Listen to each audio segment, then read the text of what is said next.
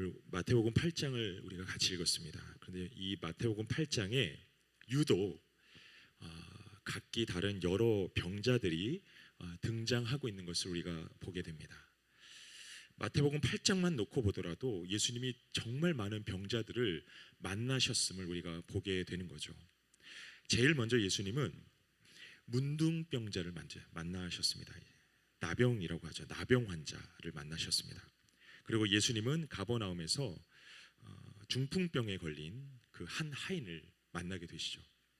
그리고 베드로의 집에서 열병을 앓고 있는 그의 장모를 만납니다. 여기에 더해서 귀신 들린 많은 사람들을 만나십니다.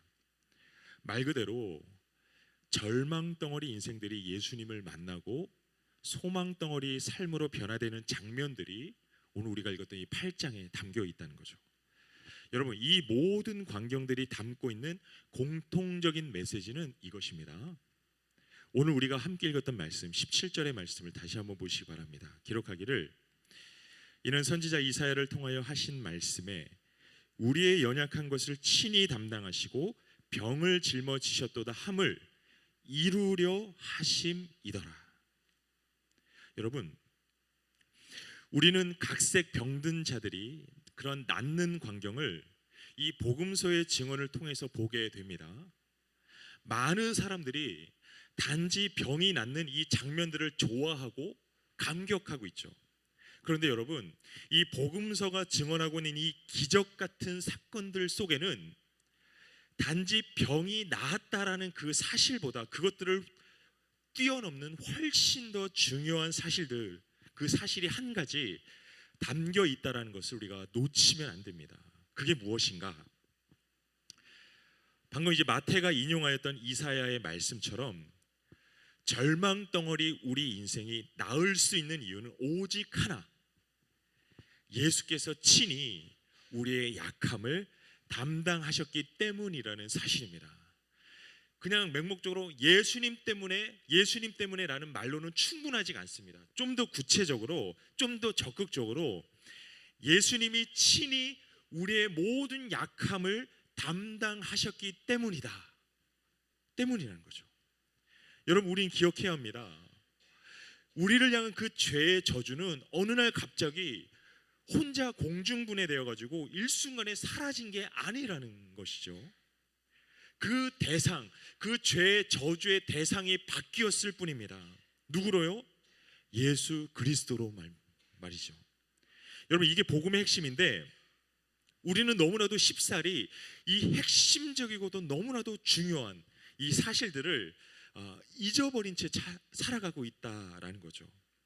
그저 은혜에 대해서 맹목적으로 이해하고 편의적으로 이해한다라는 겁니다. 기계적으로 이해를 하는 거예요. 정말 이제 우리가 그리스도의 십자가 이 복음 진리를 진실로 알고자 한다면 여러분, 그만큼 고뇌해야 되는 겁니다. 나 때문에 애꿎은 다른 사람이 죽었다고 하는데, 나 때문에 인간으로 오신 하나님이신 예수께서 죽으셨다고 하는데, 여러분, 어떻게 이 가슴 아픈 사실을 앞에 두고도 우리가 아무렇지 않을 수 있겠느냐라는 거예요. 여러분, 영적으로 병들고 부정한 우리 앞에는 늘 율법이라는 무시무시하고 거대한 판결문이 놓여 있습니다. 단 한 걸음도 꼼짝 못하도록 이 거룩한 율법의 판결문이 우리를 정죄합니다. 그런데 예수님은 그 율법의 판결을 피로써, 그 값을 피로써 자기의 생명으로서 다 치르셨기 때문에 우리가 이 무시무시한 사망 선고로부터 자유해져서 이제는 아무 거리낌 없이 하나님 앞에 의로운 자로, 그분의 권속으로, 그분의 사랑하는 자녀로 설 수 있게 된다라는 거죠. 여러분, 우리가 절대로 이 사실을 잊어서는 안 됩니다. 사실 오늘 이 본문만 놓고 생각해 볼 때 이 8장 1절부터 나열되어 있는 몇 가지 사건을 같이 놓고 생각을 해봐야 합니다. 그래서 우리가 이 약 세 개의 사건들을 같이 한꺼번에 같이 읽은 건데요. 처음에도 말씀드렸듯이 이 마태복음 8장에 그리고 이미 그 앞에서부터 예수님께서 몇몇 병자들을 만나신 그 이야기들이 기록되어 있습니다.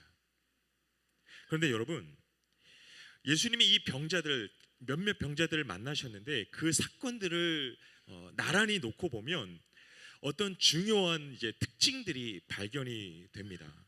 혹시 이 본문을 보시면서 느끼셨는지 모르겠는데, 여러분 8장 1절 이하에 보면 예수님께서 이제 나병 환자를 만나셨습니다. 그리고 5절 이하에 보면 가버나움에서 예수님이 그 자신의 하인이 그 중풍병에 걸렸다면서 예수님께 간청하는 한 백부장을 만나셨죠. 그리고 14절 이하의 말씀에는 열병을 앓고 있던 베드로의 장모를 만난 스토리가 이어집니다.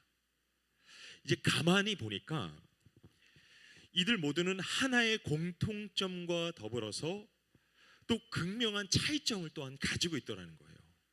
자, 그게 뭘까? 여러분, 공통점이 뭐겠습니까? 이 세 부류의 사람들이 가지고 있는 그 공통점이 뭐겠습니까? 간단합니다. 모두 병자라는 겁니다. 병자입니다. 누군가는 나병에 걸렸고 누군가는 중풍병에 걸렸습니다. 또 누군가는 열병을 앓고 있습니다. 그런데 이들이 가지고 있는 차이점이 또 한 가지가 있더라는 거예요. 차이점. 그게 뭐냐면 바로 혈통입니다. 혈통. 8장 2절에 이 나병 환자나 이제 이 베드로의 장모는 아마 유대인, 다시 말해서 이스라엘 사람입니다. 반면에 이 백부장의 하인은 비유대인, 다시 말해서 이방인이라는 거죠. 이방인. 자, 보십시오. 문제가 바로 여기에 있더라는 겁니다. 유대인이건 소위 말해서 아브라함의 자손이다, 아브라함의 후손이다라고 일컬어지던 그 유대인이건 반대로 유대인들이 상종도 하기를 꺼려하던 이방인이건 동일하게 병들어서 신음하는 비참하고 위태로운 처지에 놓여 있더라는 거죠.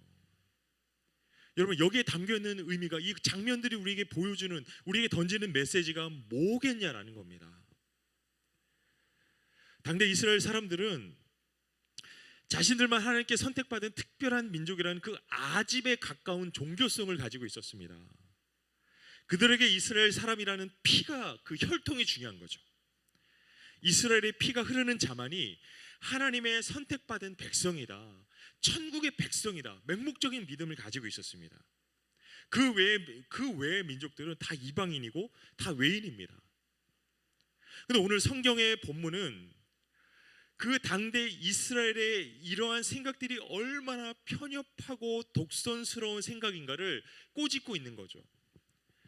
정작 이스라엘 사람이라고 한들, 그들이 맹신하는 바대로 유일하게 선택받은 아브라함의 후손이라고 한들 다른 이방인들과 다를 바 없이 나병에 걸리고 각색 병에 걸리더라는 겁니다.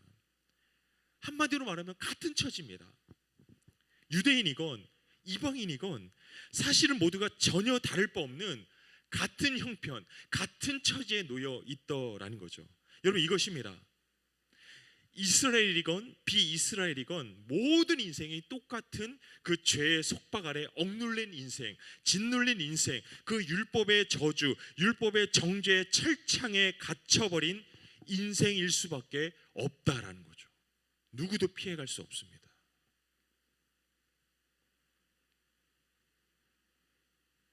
여러분, 이 사실을 좀처럼 깨닫지 못한 채 살아가는 이들이 다른 곳이 아니라 교회 안에 너무나도 많다는 거죠. 교회 안에 혈통 같은 어떤 외적인 조건들이 우리의 신앙을 조금도 보장하지 못한다는 겁니다. 어떤 다른 여러 조건들이 우리의 내세의 삶, 다시 말해서 천국을 보장해 주지 못한다는 거예요. 외적인 그 무엇도 우리에게 하나님 나라를 보장해 주지 못합니다. 너무 분명한 사실인데 사실은 너무나도 많은 성도님들이 이 사실을 놓친 채 살아가고 있다는 거죠. 아는데 모른다는 거예요.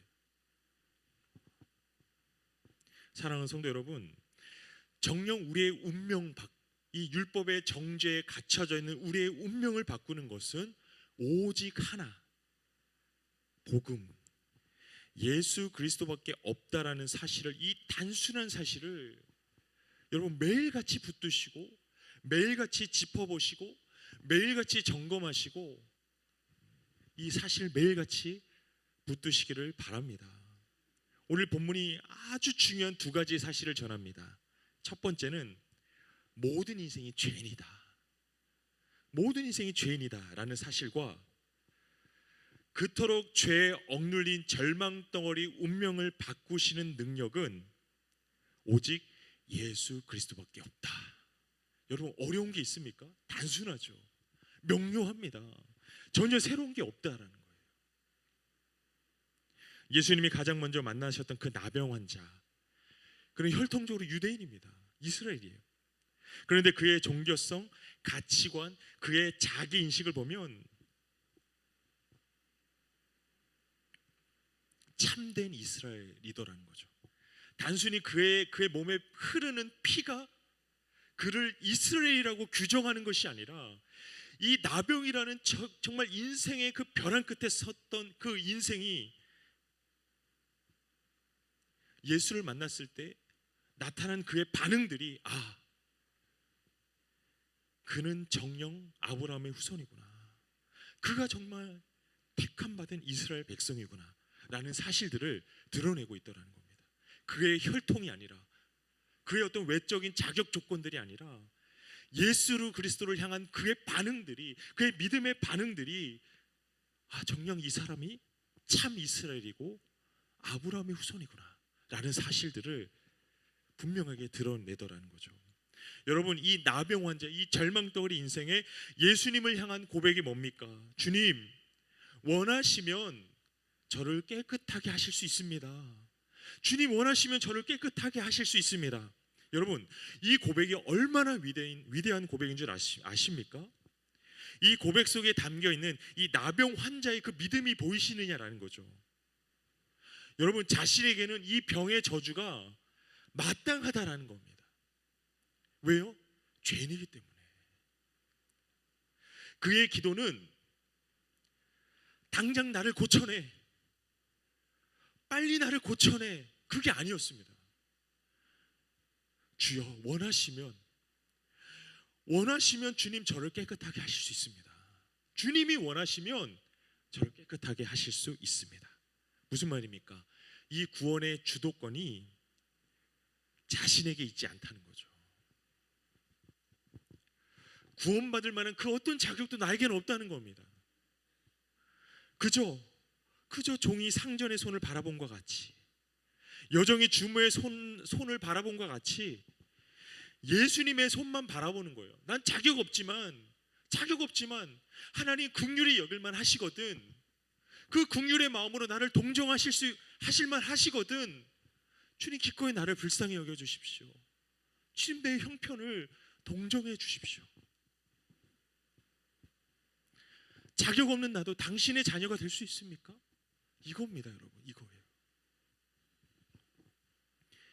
이어서 등장하는 이방인의 고백도 주목해 보십시오.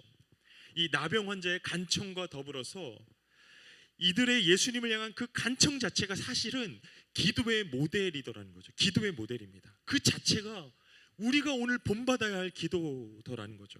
백부장의 기도의 핵심이 무엇입니까? 앞서 이 나병 환자의 처절한 그 부르짖음과 동일합니다. 예수님, 어찌 이 이방인의 더러운 집까지 굳이 찾아오시려 합니까? 내가 감당할 수 없겠습니다. 내 집에 들어오심을 내가 감당할 수 없습니다. 나도 내 수하에 부리는 종이 있으니 그 종을 통하여서 주님 은혜를 베풀어 주십시오. 어찌 저 같은 죄인에게, 저 같은 부정한 인생에게 굳이 찾아오시려 하십니까? 사랑하는 성도 여러분, 우리가 정말 예수님을 온전히 아는 그 첫걸음은 바로 우리 자신을 온전히 아는 겁니다. 나병 환자가 가지고 있던 그 자의식들, 이방인 백부장이 가지고 있던 그 십자가 앞에서의 자기의식들, 여러분 그 의식이 우리 안에 없으면 우린 절대로 이 은혜 가운데 나아갈 수 없다라는 거죠. 사랑하는 여러분, 많은 사람들이 얼마나 자기 자신에 대해서 관대합니까? 얼마나. 많은 그리스도인들이 사실은 자기 사랑, 자기 주도성에 함몰되어 있는 것들을 우리가 너무나도 쉽게 목격하게 됩니다. 그리스도인에게 있어서 가장 위험한 순간이 언제냐면 어떤 신앙의 성취감에 적게 될 때, 내 자신이 하염없이 괜찮아 보일 때, 여러분 그때입니다. 나를 기준으로, 그렇게 하염없이 괜찮아 보이는 나를 기준으로 해서 나 외에 다른 이들을 상대적으로 판단하게 될 때, 그때라는 거죠. 여러분, 좋은 신앙이 어떤 신앙입니까? 좋은 믿음이 어떤 믿음입니까? 내가 잘난 것이 좋은 신앙, 좋은 믿음이 아니라는 겁니다. 내가 유독 내가 탁월한 게 좋은 신앙이 아니라는 거죠. 그게 좋은 믿음이 아니라는 겁니다. 좋은 신앙, 좋은 믿음은 내가 얼마나 죽느냐에 있다는 거죠. 믿음은 바라는 것이고, 여러분, 믿음은 의존하는 행동입니다. 믿음은 도구라는 거죠. 도구.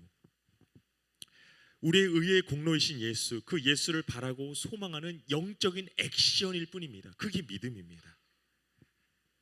그러니 믿음의 핵심은 그 믿는 행위를 하는 주체가 아니라 그 믿음의 대상이라는 거예요. 우리가 누굴 믿는가가 중요하다는 겁니다. 누굴 믿는가? 그 믿음의 대상을 전적으로 신뢰하며 의뢰하는 거, 전심으로 의존하는 거, 여러분 이게 믿음의 성패고 신앙의 성패라는 것이죠. 여러분, 좋은 믿음의 출발은 무엇보다 믿을 만한 대상을 믿는 것이고, 그리고 그 대상을 전심으로 의존하는 것입니다. 여러분, 이게 좋은 믿음입니다. 얼마만큼 모든 범사에 우리의 믿음의 주이시고 온전케 하시는 그 예수만을 바라는가, 그 옷자락이라도 붙들고자 하는 그 심정으로, 그 절박함으로 예수를 바라는가, 모든 순간에 그 예수만 바라는가, 여러분 그게 좋은 믿음이라는 거예요. 그게 예수님께서 자신을 찾아와서 간청하고 있는 이방인 백부장에 뭐라고 말합니까? 내가 이스라엘 중에 아무에게도 이만한 믿음을 만나보지 못했다. 여기서의 믿음이란 무엇입니까? 이스라엘 중에 아무에게도 만나보지 못했던 예수님이 지금 인정하고 계신 그 믿음이 무엇입니까? 바로 백부장의 태도입니다. 예수님을 향한 백부장의 태도. 주님, 저 같은 죄인이 뭐길래 저를 위해서 당신이 생명을 주십니까? 주님, 저 같은 죄인이 도대체 뭐길래 더러운 내 삶에까지 굳이 찾아오시려고 합니까? 사랑하는 여러분, 어둠이 잠식해버린 세상은 그저 쓰디쓰고 괴롭고 고독할 뿐입니다. 우리 앞에서 벌어지고 있는 여러 가지 사태들, 이기주의와 자기중심주의, 물질주의의 세태 속에서 우리는 얼마나 냉혹한 인간성을 매일같이 마주하고 있느냐라는 거죠. 여러분, 이것이 우리의 인생입니다. 스스로가 교만 부리고 스스로가 자기 지혜, 곧 거짓 지혜를 쫓다가 멸망에 처해버리는 삶. 그러나 그런 인생에게 예수님이 친히 찾아오셨다라는 거죠. 이미 앞서 이사야 선지자가 예언하였던 것처럼 우리의 모든 절망을, 우리의 모든 약함을, 우리를 향한 모든 저주를 담당하시기 위해 그 모든 사망의 쓴잔을 자신이 받으시기 위해서, 이로써 우리에게 나음을 주시기 위해서 우리의 구주 예수님께서 밟을 수 없는 우리의 삶의 영역에까지 친히 찾아와 주셨다라는 거죠. 예수님은 열병을 앓고 있던 베드로의 장모를 치유해 주셨습니다. 어떻게요? 그의 손으로 만지심으로 말입니다. 만지심으로. 여러분, 그 당대의 부정한 병자를 만지는 건 율법이 금하는 겁니다. 만지는 것 자체로 율법에 따라 똑같이 부정한 자로 정죄받는 행위입니다. 그런데 예수님은 병자를 만지시죠. 그들에게 손을 대시고 나음을 주십니다. 대신 그들을 향한 저주를 자기에게로 돌리시는 거예요. 그들의 절망을, 그 인생들을 억압하던 그 사망의 절망들을 자기에게로 옮기시는 거예요. 자기에게 전가시키는 거죠. 그렇게 이 열병을 앓던 여인은 치유되고 마침내 일어나서 예수님께 수종을 들었다고 합니다. 수종 들었다. 이게 중요합니다. 치유된 이후에, 은혜를 경험한 이후에 우리가 어떤 삶을 살아야 하는가, 이게 더 중요하다는 거예요. 여러분, 은혜 받으면 끝나는 게 아니라, 예수님의 만져주심으로 끝나는 게 아니라, 이제 그 벅찬 은혜 안에서 이제 우리가 어떤 삶의 여정을 걸어가야 하는가, 이게 더 중요하다는 건데, 이 여인은 예수님께 수종드는 삶을 살았다라고 합니다. 예수님께 수종드는 삶, 여러분, 이게 자유입니다. 이게 자유자로서의 삶입니다. 정령이 마땅히 바라야 할 그 대상을 바라고, 소망을 둬야 할 그 대상에게 마땅히 소망을 두고, 그 절대적인 대상이 친히 우리에게 새롭게 디자인한 그 삶을 살아가는 거, 여러분, 이게 자유라는 거죠. 내 멋대로, 내 마음 가는 대로, 내 감정대로 사는 게 자유가 아니라는 거예요. 여러분, 그건 더 무서운 속박입니다. 마땅히 바라야 할 자를 바라고, 마땅히 소망해야 할 자를 소망하고, 마땅히 의존해야 할 자를 의존하며 주어진 삶을 걸어가는 거, 여러분, 이게 자유자로서의 삶이라는 사실을 잊지 마시기를 바랍니다. 예수께서 이 자유의 삶을 우리에게 주셨다라는 겁니다. 그러니 살아내야죠.